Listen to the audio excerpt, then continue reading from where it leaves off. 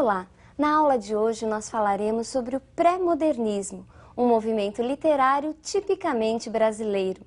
Convencionou-se chamar pré-modernismo ao período anterior à Semana de Arte Moderna de 1922.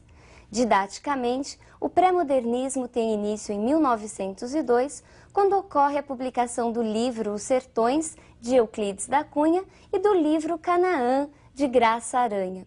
O pré-modernismo é um período de transição. E por que transição? Porque ao mesmo tempo em que encontrávamos características ainda mais conservadoras, mais ligadas ao parnasianismo, nós começamos a encontrar as primeiras manifestações de uma literatura mais engajada, mais voltada para a realidade do país.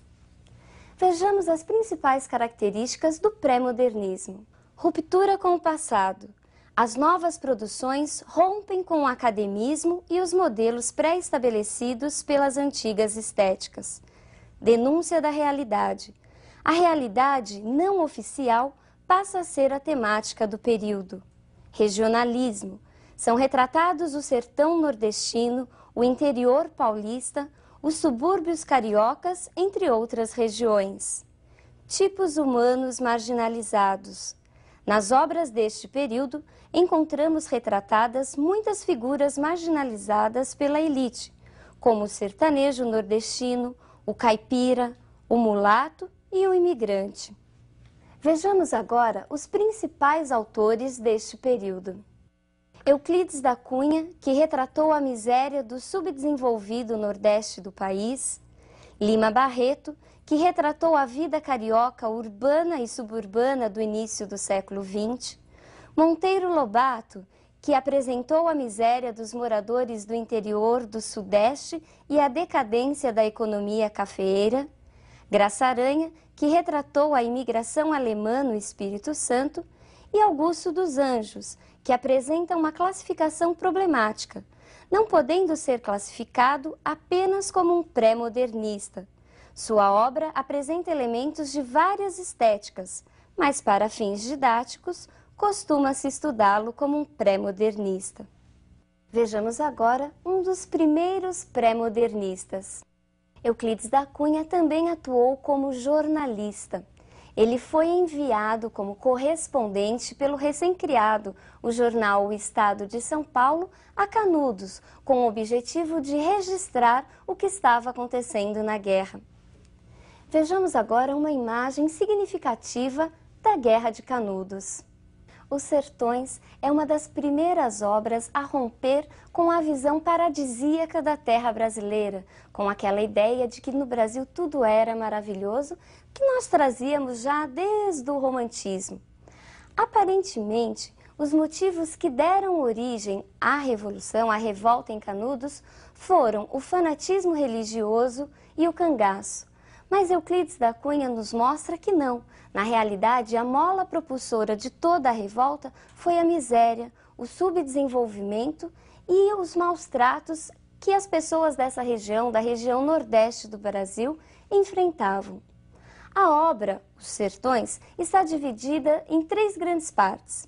Numa primeira parte, Euclides da Cunha nos apresenta a região, o ambiente. Numa segunda parte, nós encontramos a descrição do homem, a figura do jagunço, do cangaceiro e principalmente a figura do grande Antônio Conselheiro, o líder do movimento. Já na terceira parte, nós encontramos os relatos da própria revolta. Foram várias expedições do exército que conseguiram realmente acabar com a revolta. Mais de 20.000 pessoas foram mortas na ocasião. Restaram apenas, segundo palavras do próprio Euclides, apenas 4, um velho, 2 homens feitos e uma criança. Vejamos agora outra importante figura desse movimento no Brasil.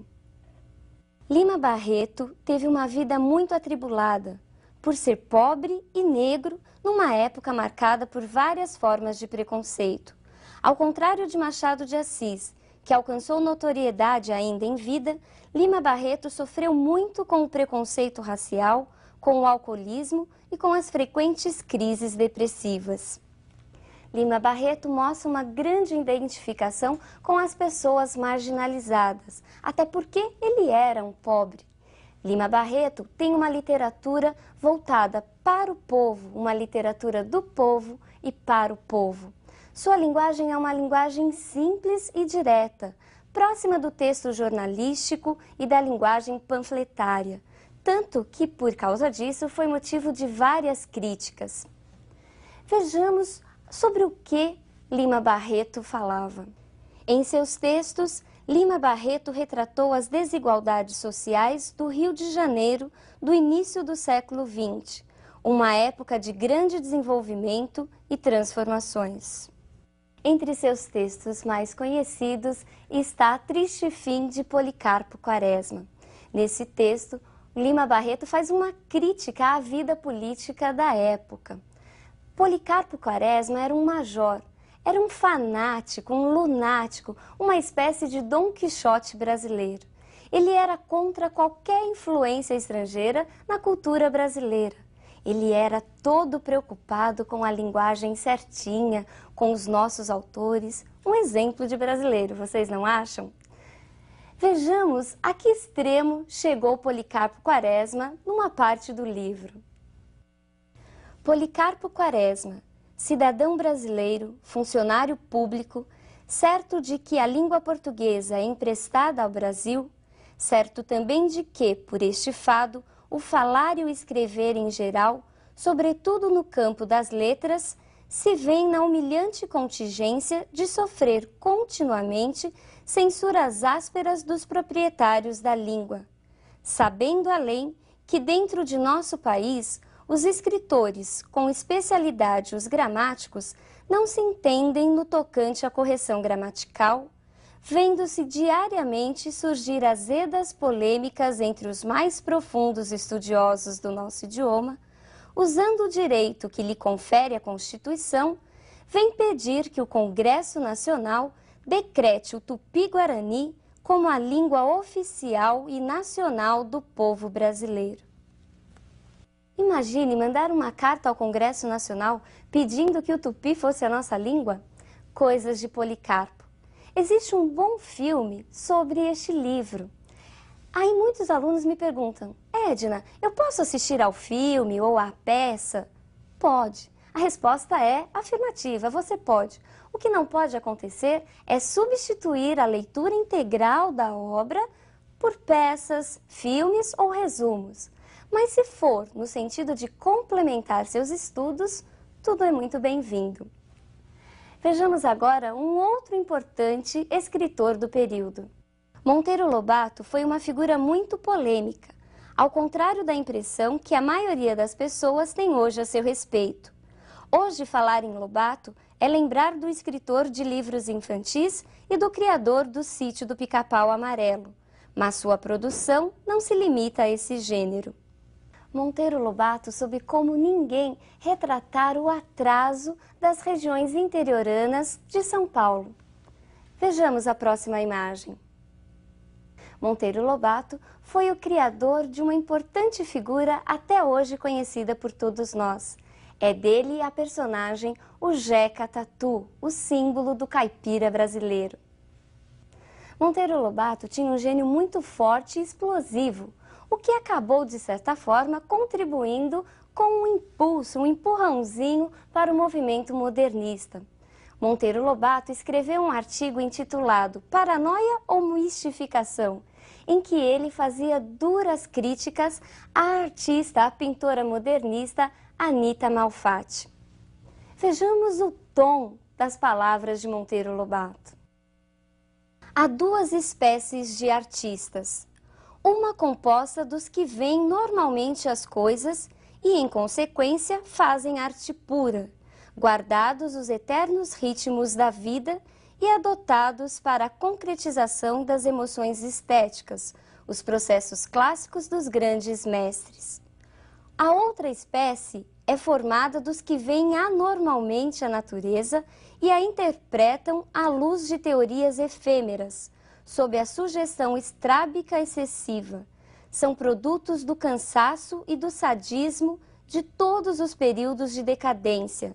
são frutos de fim de estação, bichados ao nascedouro. Embora eles se deem como novos precursores de uma arte a vir, nada é mais velho do que a arte anormal ou teratológica nasceu com a paranoia e com a mistificação. Sejamos sinceros, futurismo, cubismo, impressionismo e tutti quanti não passam de outros tantos ramos da arte caricatural. Perceberam que é agressivo? Dizem até que Anita Malfatti, depois desse texto, nunca mais foi a mesma. Outros importantes escritores são Graça Aranha e Augusto dos Anjos. Graça Aranha fala sobre a imigração alemã no estado do Espírito Santo.